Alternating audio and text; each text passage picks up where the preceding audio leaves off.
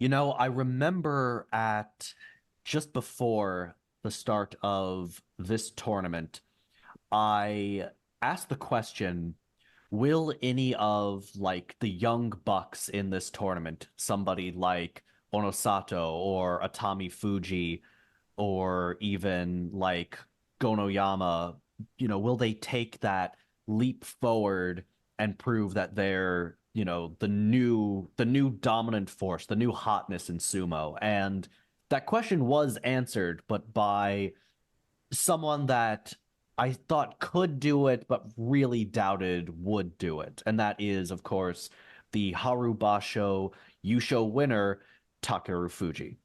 It's great. I mean, you love to see stuff like this in sports. It's really exciting to see, rookies excel in a brand new place. It almost like ushers in a new age or a new moment in sumo. And that was pretty much the theme of our last tournament was we were saying, is there anyone around that can usurp Teruno Fuji's throne right now? And we were kind of looking among the Ozaki to find that person. We were talking about some people on the fringes like Asano Yama, who, because of injury reasons, we weren't sure they could do that. And then lo and behold, the next tournament, someone new walks in and says, I'm the guy. You've been worrying about the guys who were already in the Sanyaku. It's me. I think that was really special to see, and the timing was kind of perfect. I guess the real question now is Takeru Fuji legit, or was this maybe a flash in the pan? I think we'll find out a lot more about him next tournament when we see the kind of opponents that he's going to have earlier on in the tournament. See, I'm not even certain about that, only because the jump that he's going to get might not even be might not even be big enough. Like I just don't know if the new Banzuke, the new ranking, is going to push him high enough to really, throw him into the Lion's Den early on. Like, he had a 13-2 record, which means he's probably going to get a push of around like 11 ranks up, which would really only put him like between, Maegashira 4 and Maegashira 7, which is where they wound up putting Onosato. And Onosato again dominated folks. But all of that is to say, I'm not quite sure that we're going to see him challenged by, the upper echelon guys so quickly. So I still think he's going to wind up being in a pretty easy position to be exactly where he was last tournament. Yeah, it's definitely the most exciting thing about Takeru Fuji is that unlike some of the people that we've seen in a lot of previous tournaments, these new guys who are uh, promoted up into the lowest of the ranks in the Makuchi division to then go on really amazing tears at the very beginning and face issues in the second half. The exciting thing about Takeru Fuji is that it never really happened. He just kept going. He kept plowing through the opposition, even when he was facing off against much fiercer competition, and that was pretty exciting to see. Although the small asterisk needs to be put on, of course, that you did have a very out of form Kirishima and you did have Teruno Fuji not in the tournaments. We wonder how different things might have been if the two of them were firing on all cylinders. But hey, that's sumo, of course, and he still earned every bit of his Yusho and is a really exciting prospect, just like Onosato. I just find it so interesting as a theme when we were talking in the last tournament about who's that next big star in sumo when we're looking at the four Ozaki, and the four of them had a solid tournament in March, but I think it's possible that it might be among the newer guys that are really going to make that big leap. They might even leapfrog over some of the Ozeki before we know it. That we might see Onosato or Takeru Fuji become a Yokozuna before some of the guys who are currently Ozeki. What do you think about that? It's certainly possible, especially with, just the unparalleled speed at which they are getting these ranks. Like Takeru Fuji is an incredible story, but Onosato's is just downright unbelievable. Like I don't think that he had even tried sumo until about 2 years ago. Like I know that he was a college yokozuna, which is why he was able to enter sumo at such a high rank to begin with. But for him to steamroll, some very good competition so quickly, like Onosato, I think is showing that he's almost the real deal, but I'd say the only difference between him and Takeru Fuji is that he didn't show in his first two top division trips that he's ready to battle the heavy hitters, whereas Takeru Fuji kind of did. Like I'm pretty sure he beat Kota Nowaka, who wound up having, like the third best record in the tournament, and his only stumbles were against Hoshoryu, and which was quite literally a stumble because I think he tripped over the referee during their match, and against Asanoyama only barely, and that was after I think injuring his ankle midway through the match. So there's we live in the reality where he didn't go 15-0, but I'm sure that there is an alternate universe a la Doctor Strange where he did go 15-0 in this tournament. It's pretty That's amazing. that's Uh, what's so amazing about him. it was very special to see such a dominant performance, and that it continued into the second week, especially. I think that was really very telling compared to seeing Ichi Yamamoto have a great tournament recently and seeing I'm forgetting now who it was. Tommy Fuji have an excellent tournament recently.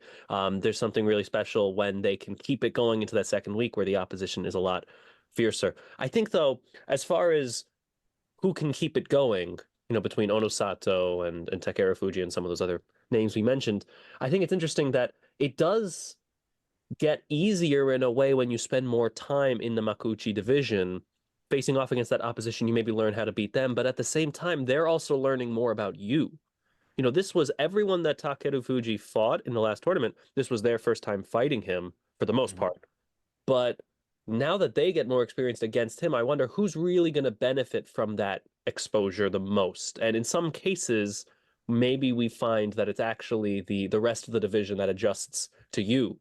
That might have been the case with some people who did end up being a flash in the pan, and I guess we'll have to see whether that happens for some of these guys we're mentioning. But still, very exciting prospect. It seems really serious that one or multiple of these guys are going to be stars in the short-term future. It feels like right now I could confidently say that Takeru Fuji and Onosato are top seven, maybe even top five guys on this whole Banzuke. Um, Mhm. and that could change in a matter of months because I think that Takeru Fuji has to be like a top two or three favorite to win in Tokyo next month, and Onosato will probably be right there with him. Although Onosato's probably going to have to face the kaiju himself on day one, so that'll be exciting to see. So let's look back at, what happened and the Banzuke and how it sort of shaked up, starting with the kaiju himself, Teruno Fuji. I think we probably I think we probably predicted this. He is simply not physically built anymore. I mean, by his teacher's own admission, he is not physically built to do two tournaments in a row, start to finish anymore. So, 2 and 5 and 8 for Teruno Fuji, bows out halfway through after losing to guys that he has no business losing to. I think that we should expect that he won't be in Tokyo next month, and we'll probably see him in Nagoya in the July tournament. Yeah, I agree. And I think it's a shame. I said in the last podcast that we did, I said that if he fights, he wins his matches. And that was just a question of if he would show up. That didn't end up being the case this time. He lost five before bowing out of the tournament, but it seemed pretty clear that the reason for his losses was not a matter of form, but a matter of injury. And I was actually surprised to see that he kept competing after the first couple losses were rolling in, that it wasn't obvious that there was a serious issue. But I don't really know what to chalk that up to other than he's just trying to keep going for as long as he can. There might be a bit of a feeling that if he doesn't fight now, this issue isn't going away. So he should fight while he's got the momentum. He's coming in from the last tournament and do his best. But it seems pretty obvious that this injury is the reason for those five losses. And that was disappointing to see. I almost would have rather him just sit out the tournament than then have to suffer those five losses and the lack of honor maybe that comes with that. Yeah, you're probably right. I mean, at this point, I don't think the Sumo Association is going to be willing to let him sit out two consecutive tournaments. So like if he were to sit this one out and the next one, he's probably going it's probably going to be mandatory attendance in July. Otherwise, like they're probably going to recommend him to retire. So I think the days of him like sitting out two straight are over, and he's got to go, hey, we'll let you have, one tournament off because, you are the Yokozuna and all the respect we have for you, but we're not going to see another two tournament break for him. Not one where he doesn't at least start the tournament. Yeah, I'd love to see him back to his dominant best. I mean, that was so exciting back in January. Just love a little bit more of that. See him get his 10th U-show win before retiring would be really nice, and maybe seeing someone step up to take over would be really nice. Although that might be a good segue into talking about our Ozeki and who that person could be. Just to quickly run Exactly. through the four, we have Karishima, who went 5-10. Very disappointing tournaments. He was my pick to win it. He was my pick in Kashi Clash, which Tisk totally tisk. ruined my performance in that. We had Hoshoryu, who had a fantastic tournament, which a lot of people really would not have expected him to be the most dominant of the four Ozeki this time around. Went 11-4 with a Jun Yusho, and seemed to be the only person who was seriously competing against Takaru Fuji, other than maybe Onosato.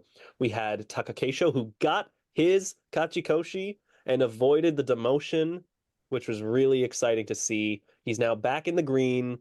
He can easily, have another losing record because of injury next tournament and still have a chance to stay Ozeki for another 4 months, which is really nice to see for him. I'm really happy that he was healthy enough to make that happen. That was really good to see. And the last person was Kotonowaka with a 10-5 record, which again I was quite surprised to see. First time as an Ozeki and had a really strong showing. Maybe not as strong as some people were predicting. Some people might have thought he was the odds-on favorite to win the U show, but I was very impressed by that, especially as a first-time Ozeki.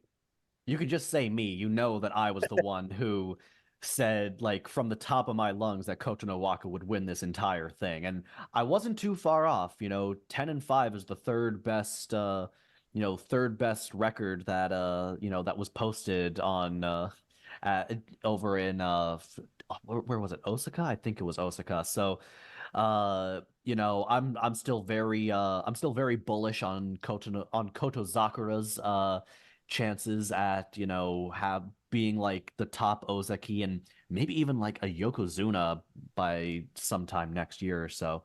But let's I guess start off with Kirishima. I think it's now been determined that he was injured. I think it was something with his arm.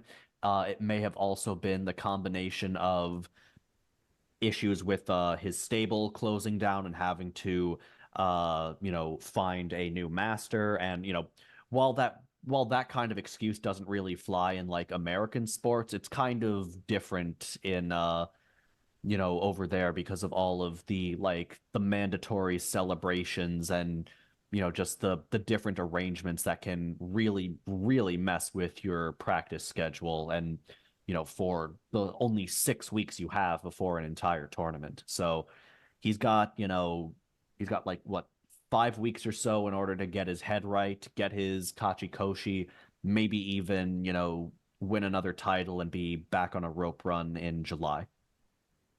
Yeah, and then we had Hoshoryu, who had a really great tournament, and it was very encouraging to see from an Ozeki who had been a bit tumultuous in the last couple tournaments. What did you think of his performance? I was very surprised. I think he is still struggling to figure out what his sumo is, and I think the fact that he still does not have the mass, like he still doesn't have like the size to impose his will on some of the larger Rikishi, and I think he also has sort of like a nerves issue, which is why he can be fooled by guys like Midori Fuji, someone who in Ozeki has no business losing to. Like he he has all of the tools. He just he just isn't ready to put it all together. Like bear in mind, he's about a month younger than the guy who just won the tournament on his first go, Takeru Fuji. So he's still very young. He's maybe 2, 3, maybe even 4 years before he's the sort of size that you would expect someone like him to start just dominating and putting up not 10s and 11s, but 12s, 13s, even 14s on a regular basis. It's pretty amazing. Hoshoryu really has a very high ceiling, and a lot of athletes and across sports have some of their best years between the ages of 27 and 30. And Mhm. Hoshoryu's got several years before he even reaches that. So this might not even be him peaking as an Ozeki one.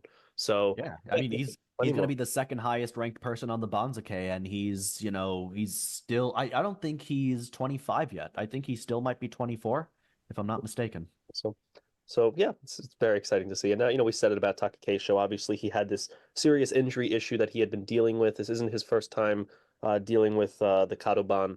Last tournament having a losing record. He couldn't have another losing record in this one, or he would have been demoted from his Ozeki position. And he just barely got his 8 wins, which was what he needed, and immediately pulls out for the final match with the injury to rest up a little bit more. Do we think we'll see him compete in the whole next tournament? And if so, how do you think he'll fare? Do you think he'll be able to get He another Kachikoshi?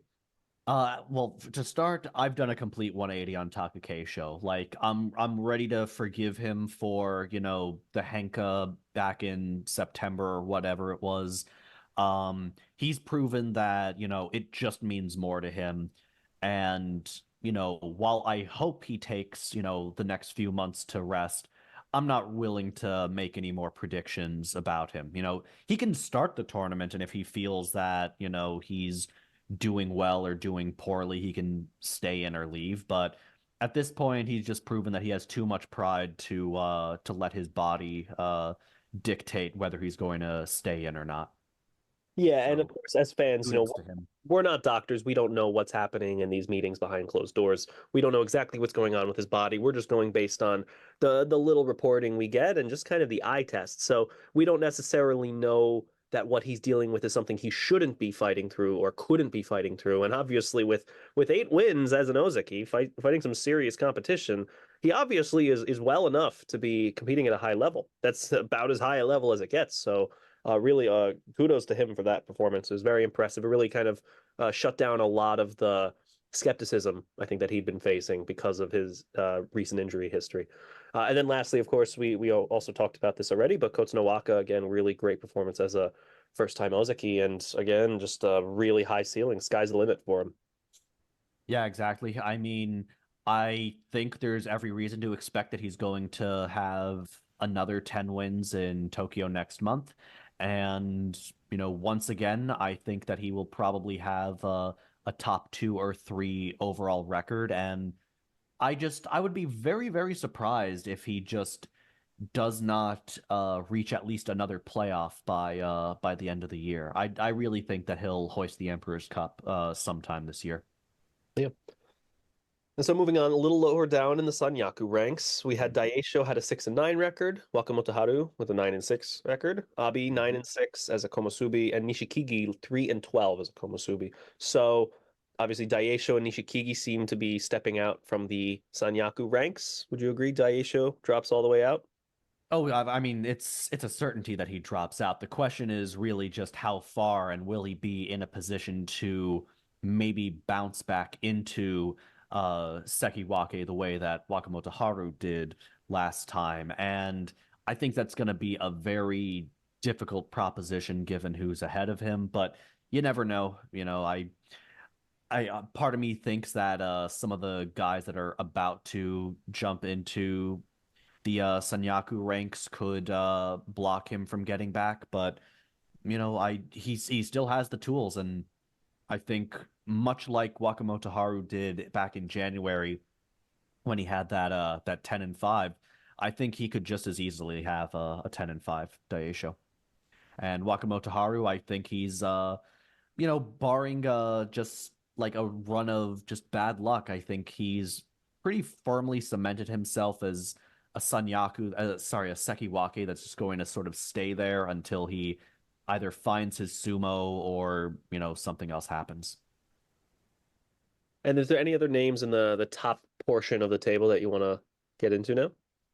Well, I'll say this. Abi is is someone that I will never underestimate again. Like just because his body is just so weird that it makes you think that someone like him can't possibly succeed against like the people who are just perfectly portioned, until you remember that he actually won a Yusho once and has been, as high as a Sekiwake for a few tournaments. So, maybe he'll be one and done at Sekiwake. Maybe he's about to go on a Daisho run where he spends like the next year at the position.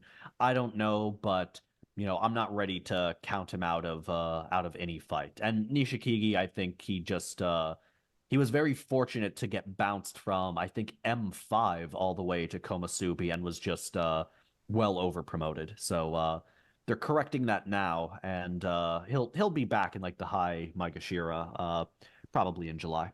Yeah, sometimes the way the table shakes out, it just ends up putting people in positions that aren't necessarily where they best belong at this stage in their career. Probably Nishikigi is an example of that. And Abi seems to be in a comfortable spot, just orbiting around that lower Sanyaku. I don't see Abi yet as a potential Ozaki. I don't see him getting 33 wins in three tournaments in a row anytime in the foreseeable future, but it could be coming eventually. But again, yeah, he seems like he's right around that spot he should be in. Whereas there's some others that are probably moving up into that rank. We got Onosato, Gonoyama, Tobizaru, all probably moving up into that area. Maybe Hiraruumi as well.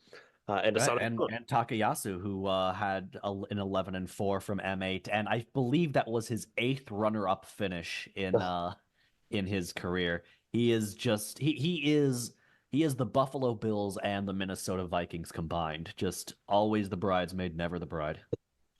Yeah, poor fella. But at the same time, a real reliable stalwart competitor, and gotta respect it.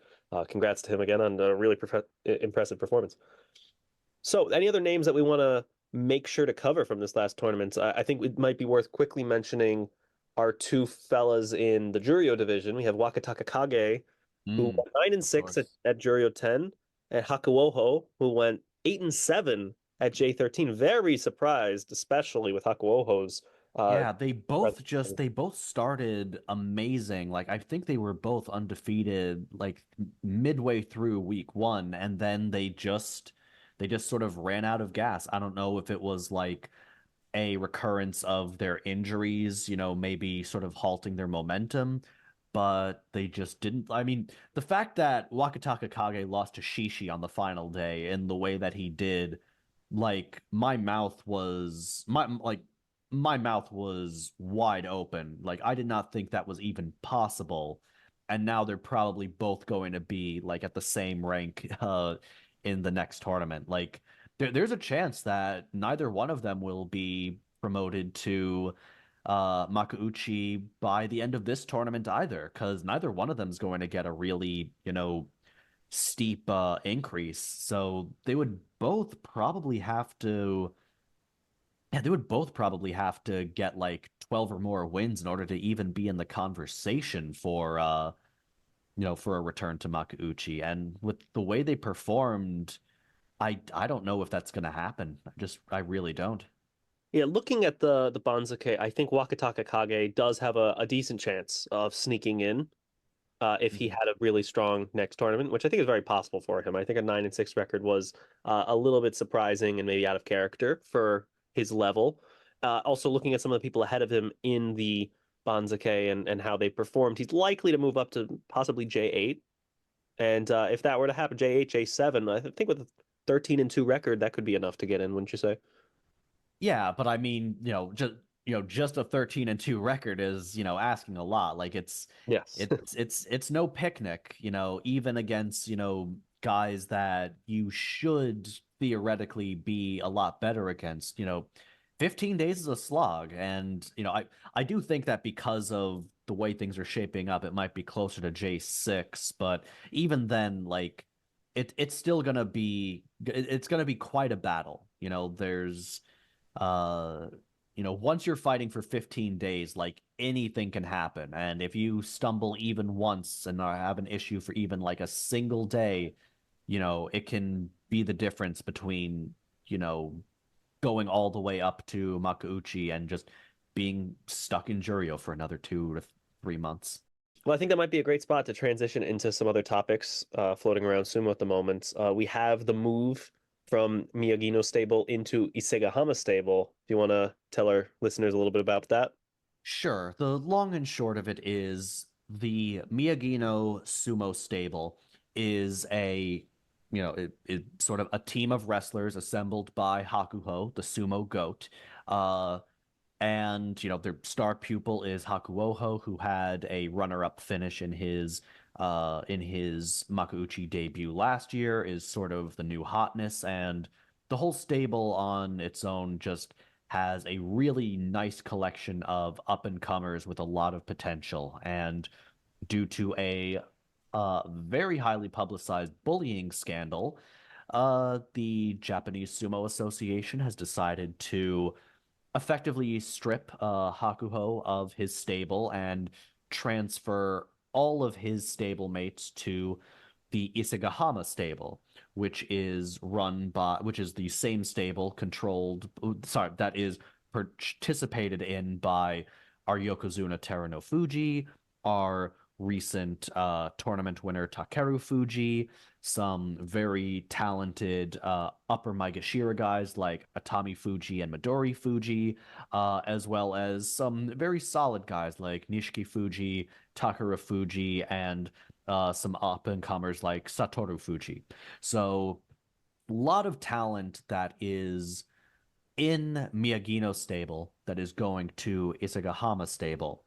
The problem is that doing that is effectively the same as, let's say, dissolving like the Houston Astros or the Los Angeles Dodgers and putting all of their players on like the New York Mets or the New York Yankees. It would be nice to see them go up against each other, but now they're on the same team and they can't. So as a result, we are basically going to be robbed of a good number of potential matchups involving Hakuoho and some of his other impressive stablemates, which is a bit of a bummer for me. How do you feel about it? I don't like it. I don't like it. I think it's a strange rule. I understand it completely, but I think it's a strange rule that because there are some stables that have such an oversaturation of talent, you might say, that we aren't allowed to see these kinds of matchups unless there's very, specific circumstances, which are pretty rare. It's kind of hard to really justify in another sport. I mean, at the end of the day, this is not a team sport like baseball, which you were using for your analogy. This is an individual sport, and so the idea that because they train together means that they can't compete against each other is something that's kind of hard to really have a reference point for. And especially when decisions like these are made to conjoin stables, two stables that have a lot of talents in each of them. I find that very frustrating as a fan to be deprived of those. I think it was already frustrating seeing just how many were in Isegahama stable and not able to compete against each other. You're never seeing the Yokozuna against Midori Fuji, and Nishiki Fuji versus Midori Fuji, etc. All these different options. And now, just to throw more into it, it kind of exacerbates, I think, an existing problem. And maybe it's not a problem, but it's something that I think is just a frustration of the fan. So I hope something is done about this soon. I got to imagine that the JSA is very aware of that conflict that comes out of this situation. In a way, it could even pollute the results of tournaments to know that people who have the top records that might be in the same stable just aren't competing against each other unless there's a playoff. That doesn't really seem right. So there maybe would be some more movement in the near future. I would hope, but I could also imagine that that could have some aftershocks for the wrestlers who are constantly moving around. So I don't think there's an obvious solution. It's sort of frustrating to have to see this happen. But at the end of the day, there's still lots of people who are not in these two stables who are competing at a very high level that these wrestlers would be up against. So it's not a massive problem, but it's a frustrating rule, I think, as a fan who just wants to see the best against the best all the time. Yeah, I agree. The silver lining might be that it's very likely that this is only going to be the case for about 2 years at most, because it's a sumo rule that the age of 65 is a mandatory retirement age. and the head of it, the Isagahama stable, is currently 63. So when the head of a stable retires, it's customary that a lot of guys tend to leave that one, which is exactly what Kirishima is going through with at his one, that he's going to leave his stable because its current master is being forced to retire. So chances are, a lot of this will sort itself out over time, but that kind of means that like the rest of 2024 and most of 2025, we're not going to get to see, like some potential big matches like Takeru Fuji versus Atami Fuji, Takeru Fuji versus Teruno Fuji, unless there is a playoff. It does kind of suck that we're going to be deprived of some very compelling matchups against, some guys that are like all vying for the top prize and just being on the same team. It's kind of one of the reasons that super teams are, great for sports but also bad for them. It's like it's not fun seeing like it's not fun seeing a guy like Steph Curry on the same team as Kevin Durant. You want to see those guys go up against each other. Sure, it's cool to see them revel in each other's success, but not when it comes at the cost of the viewing experience. So, we almost have to hope that one of these guys doesn't do that well, because then we won't get a chance to know, would they be able to like knock each other out of the tournament. So kind of stinks in that regard. Yeah. Yeah. But what doesn't stink is that we have the new Banzuke coming out on April 30th, and we have the next tournament beginning on May 12th with just a little bit over a month. So there's going to be plenty more sumo coming up soon. Is there anything else that we want to mention before we wrap up for today? Only that there is a very interesting glut near the very top of the Maegashira ranks. If you take a look at how the records sort of stack up, mathematically speaking, you would probably see some combination of Hiradoumi, Onosato, and Gonoyama and Takayasu all at that sort of borderline of Maegashira 1. And only like I think only one of them can mathematically get that spot. So it's gonna be really, really fun to see what they do at the top there, and like who they really want to elevate. I think the age of who they put at the top of the next Banzuke will sort of tell us what the Japanese Sumo Association wants. Like, do they want to put the Young Bucks in a position to get seriously challenged, or do they maybe want to, sort of let the guys with seniority get the priority? So, I think we're going to start seeing whether the JSA wants to sort of manufacture things in one way or another for the Young Bucks. So that's what I'm looking forward to. Yeah, it sounds great. We'll find out in just a couple of weeks. We'll see that Banzuke and then be that much more hyped up for the tournament coming a few weeks after that. So we'll probably have another episode sometime after the Banzuke comes out, most likely, and we can start doing our predictions for the next tournament. But as always, thanks for joining. Or I should maybe I'm joining your podcast. I'm actually not sure who's the official host of the show, but it's been a pleasure talking about that tournament, and I'm looking forward to speaking to our guests again in the next one. All right, take care, everybody.